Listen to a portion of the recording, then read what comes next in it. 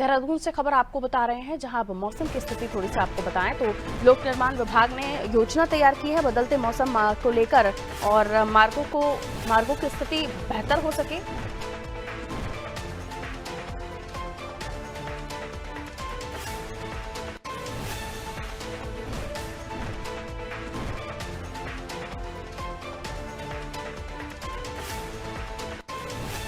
तो बदलते मौसम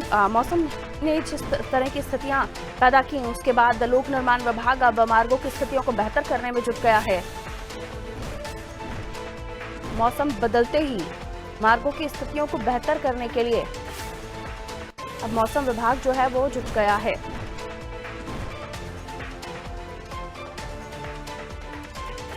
खस्ताहाल मार्गों को सुचारू करने की जो योजना है वो तैयार की गई है। और अब देखिए, क्योंकि वापस पटरी पर तो आना है और जो स्थितियां हैं उन्हें ठीक भी करना है, ताकि आम जनमानस को अब जो उत्तराखंड की आपदा के बाद जो मार्गों में दिक्कतें हुई हैं, क्योंकि कई सारे जो रास्ते हैं वो खराब हो गए थे, और बारिश की वजह से तो आप जानते ही हैं, आप जो मैदान होते हैं वहां पर भी स्थितियां ठीक नहीं होती हैं। तो ये तो फिर पहाड़ी इलाका होता है। देहरादून में कई सारी, उत्तराखंड में कई सारे इलाके हैं जो पहाड़ी हैं। आइए ऐसे और भी हम जानने की कोशिश करते हैं, लोक निर्माण विभाग का क्या प्लान है खस्ताहाल मार्गों को सुचारू करने के लिए, और कितना समय वहां पे जो सड़कें हैं उनको दुरुस्त करते करते लग जाएगा। सोनू हमारे सहयोगी हमारे साथ जुड़े हुए हैं। सोनू, उसको लेकर जानकारी दीजिए। देखिए पारुल, जो लोक निर्माण विभाग है उसने एक योजना तैयार की है, और जिसके तहत चूंकि अभी भी कई क्षेत्रों में मौसम का मिजाज बदला हुआ है, लिहाजा बदले मौसम के मिजाज से जैसे ही राहत मिलेगी, यानी मौसम शुष्क होगा, उस स्थिति में खास तौर से जो यात्रा मार्ग है, जैसे गंगोत्री धाम की यात्रा पूरी तरह से प्रभावित हो गई आपदा के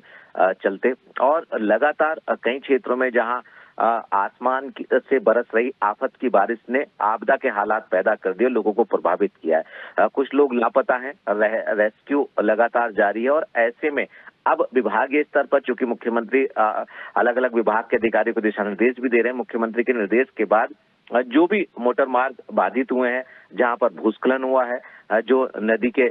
चपेट में आ गए तेज प्रभाव में जल के, इसके अलावा जो ग्रामीण सड़कें हैं, मोटर मार्ग हैं,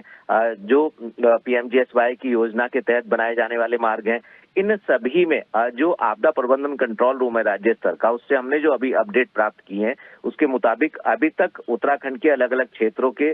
एनएच सहित जो है 145 मोटर मार्ग अभी बंद है, बाधित हैं और ये प्रभावित है। कहीं पर मलबा आ गया, तो कहीं पर भूस्खलन है, तो कहीं पर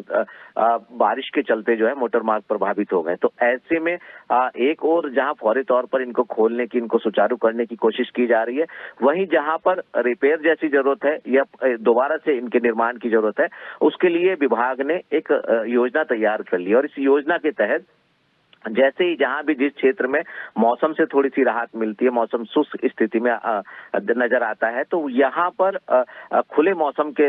बीच जो है इन सड़कों को बेहतर किया जाएगा, इनकी आवाजाही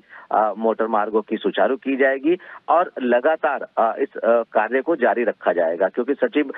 मुख्यमंत्री के निर्देश के बाद एक्टिव मोड में नजर आ रहे हैं, और लगातार जो संबंधित क्षेत्रों के डिवीजन के जो इंजीनियर्स हैं उनसे समन्वय स्थापित किया जा रहा है। तो माना जा रहा है कि जैसे जैसे जहां जहां जिन जिन क्षेत्रों में मौसम का खुला मिजाज नजर आएगा, वहीं पर ये कार्य जो है जल्द से जल्द शुरू कर दिया जाएगा।